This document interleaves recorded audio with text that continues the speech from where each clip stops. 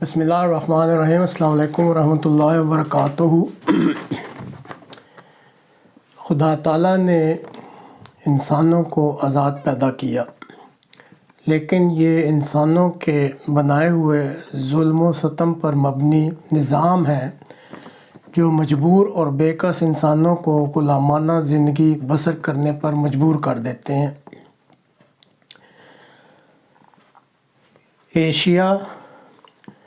اور مغربی افریقہ کے بعض ممالک میں ابھی تک عام انسانوں کو علاقہ کے سلطانوں یا بڑے آدمیوں کی طرف پشت کر کے چلنے کی اجازت نہیں دی جاتی، اور ایسے بڑے آدمیوں کی موجودگی میں عام انسانوں کو صرف زمین پر ہی بیٹھنے کی اجازت ہوتی ہے۔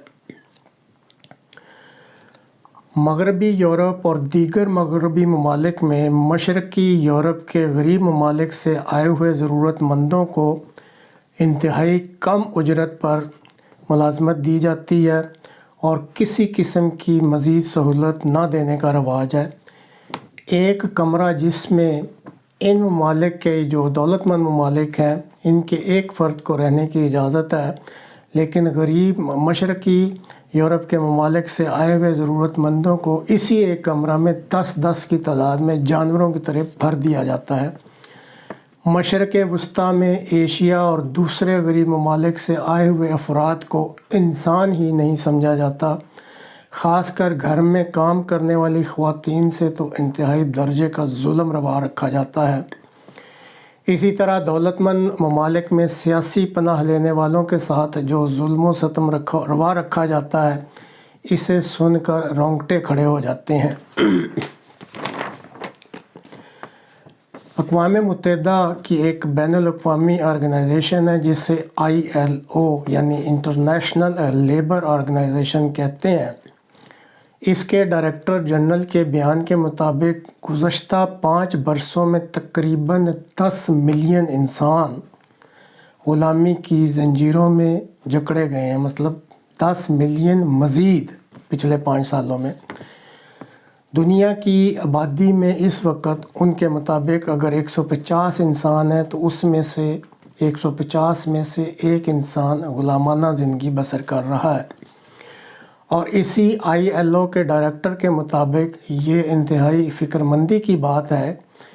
کہ اس صدی میں بھی انسانوں کو غلام بنانے کا دھندا زور و شور سے جاری ہے اور اس میں دن بدن اضافہ ہو رہا ہے۔ اس ایجنسی کے مطابق حقوق انسانی کی اس پامالی کو جاری رکھنے کے لیے کوئی جواز نہیں بنتا۔ انسانی حقوق کی اس پامالی کی لعنت کو ختم کرنے کے لیے ٹریڈ یونینز، سول سوسائٹی، آجر یعنی وہ جو کام دیتے ہیں، ان کی تنظیموں اور عام انسانوں کو سب کو مل جل کر اس لعنت کو ختم کرنے کے لیے کام کرنا ہوگا۔ اقوام متحدہ کے اس ذیلی ادارہ ILO کے مطابق انسانوں کی غلامی غریب ممالک تک مخصوص نہیں ہے، جو کہ مغربی دنیا سے دور سمجھے جاتے ہیں یہ غریب ممالک۔ ان کے مطابق اس وقت نصف سے زیادہ وہ انسان جو غلامانہ زندگی بسر کر رہے ہیں وہ دولت مند ممالک میں موجود ہیں، اور ان کو غلام بنانے والوں میں ہائر مڈل کلاس اور اونچی آمدنی رکھنے والے افراد سر فہرست ہیں۔ آج کے جدید دور میں انسانوں کو غلام بنانے کے لیے 2 پہلو جو ہیں وہ روا رکھے جاتے ہیں۔ اس میں پہلا پہلو فورس لیبر ہے اور دوسرا پہلو فورسڈ میریجز ہیں۔ اگر کوئی انسان ان دونوں پہلوؤں میں سے کسی ایک میں پھنس جائے اور ایک دفعہ ٹریپ میں آ جائے تو پھر دھمکیوں، تشدد، دھوکہ دہی اور اختیارات کے غلط استعمال کی وجہ سے غلامی کے اس چنگل سے کبھی بھی باہر نہیں نکل سکتا۔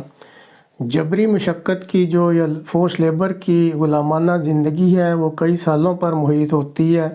جبکہ اگر کوئی جبری شادی کے چنگل میں پھنس جائے تو وہ اس کا خمیازہ ساری عمر بھگتتا ہے۔ اقوام متحدہ کے محتاط اندازے کے مطابق اس وقت دنیا میں 27.6 ملین انسان جو ہیں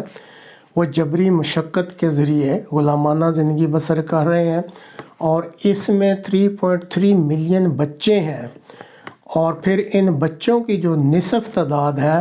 وہ جنسی تجارت کے کام کے لیے استعمال ہو رہی ہے۔ اسی طرح 22 ملین ایسے انسان ہیں جو جبری شادیوں کی وجہ سے غلامانہ زندگی گزار رہے ہیں، جن میں 2/3 تعداد خواتین کی ہے، اور ان خواتین میں بہت بڑی تعداد ایسی خواتین کی ہے جن کی عمریں جو ہیں 15 سال یا اس سے کم ہیں۔ اقوام متحدہ کے مطابق انسانوں کو غلامانہ زندگی بسر کرنے پر مجبور کرنے کے لیے سب سے بڑا جو عنصر ہے وہ غربت ہے۔ اسی طرح یہ جو کورونا وبا آئی، اس نے غربت میں مزید اضافہ کیا اور لوگوں کو غلامانہ زندگی بسر کرنے پر مجبور کیا۔ اس کے UN کے مطابق ایک اور عنصر جو ہے وہ دہشت گردی اور جنگیں ہیں جو مختلف ممالک میں جاری ہیں،